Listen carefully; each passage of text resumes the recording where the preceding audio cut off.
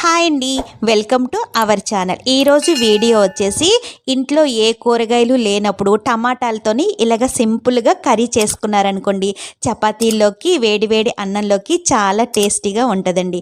ఇప్పుడు ప్రాసెస్లోకి వెళ్ళిపోదాం. స్టవ్ వెలిగించి స్టవ్ పైన ఒక కళాయి పెట్టుకొని అందులోకి 1 టీ స్పూను ధనియాలు వేసుకోవాలండి, 1/2 టీ స్పూను జీలకర్ర వేసుకోవాలి, 1/4 టీ స్పూను మెంతులు వేసుకోవాలండి.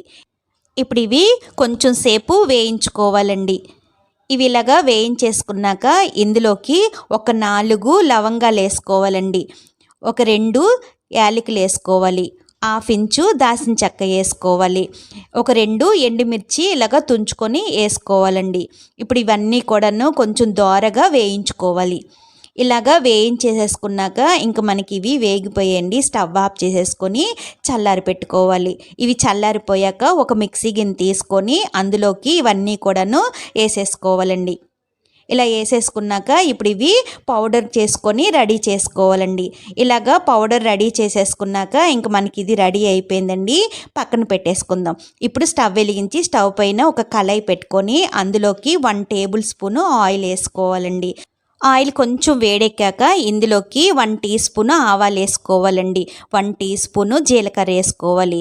ఇవి కొంచెం వేగినంత వరకును వేయించుకోవాలండి. ఇలాగా వేగిపోయాక ఇందులోకి కొంచెం కరివేపాకు వేసుకొని వేయించుకోవాలండి. కరివేపాకు కూడాను కొంచెం ఇలాగ వేగిపోయాక ఇందులోకి ఒక పెద్ద సైజు ఉల్లిపాయ ఇలాగ చిన్న చిన్న ముక్కలుగా కట్ చేసుకున్నవి ఇందులో వేసుకోవాలండి. చిన్నవైతే కనుక 2 ఉల్లిపాయలు వేసుకోవాలండి.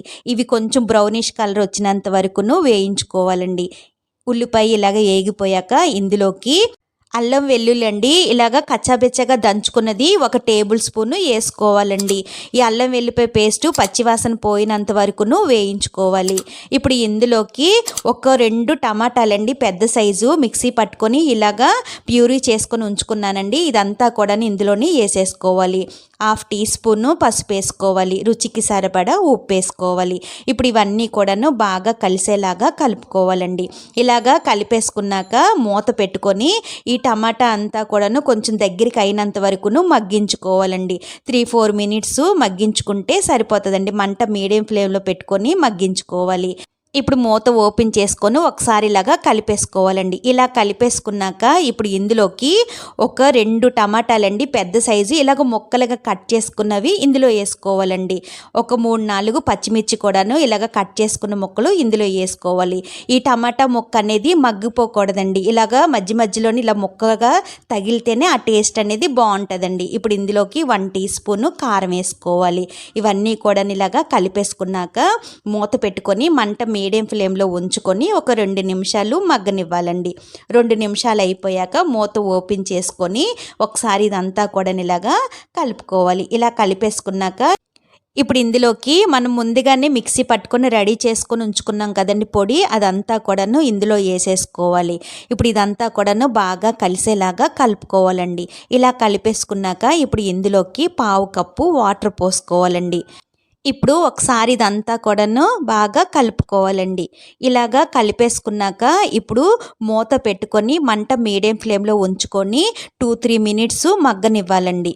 ఇప్పుడు మూత ఓపెన్ చేసుకొని ఈ కర్రీ అనేది దగ్గరికి అయిపోయిందండి. ఆయిల్ కూడా ఇలాగా పైకి వచ్చేసింది కదా, ఇంక మనకి ఇది రెడీ అయిపోయిందండి. ఒకసారి ఇదంతా కూడాను కలుపుకోవాలండి. మనం తర్వాత వేసుకున్న టమాటా ముక్క అనేది మగ్గిపోకూడదండి. ఇలా ముక్కలుగానే ఉందనుకోండి, మనం తింటున్నప్పుడు ఆ టమాటా ముక్క అనేది బాగుంటుందండి. ఇప్పుడు ఇందులోకి కస్తూరి మేతి అండి 1 టీ స్పూన్ తీసుకొని ఇలా చేతిలో వేసుకొని ఇలా క్రష్ చేసుకొని వేసుకోవాలండి. ఒకవేళ ఇది లేదు అని అనుకుంటే కనుక కొత్తిమీర అయినా సరే వేసుకోవచ్చండి. ఇదంతా కూడా వేసేసుకున్నాక ఒకసారి ఇలాగా కలిపేసుకోవాలండి. ఇలా కలిపేసుకున్నాక ఇంకా మనకి ఇది రెడీ అయిపోయిందండి. స్టవ్ ఆఫ్ చేసేసుకొని బౌల్లోకి సర్వ్ చేసేసుకోవడమేనండి.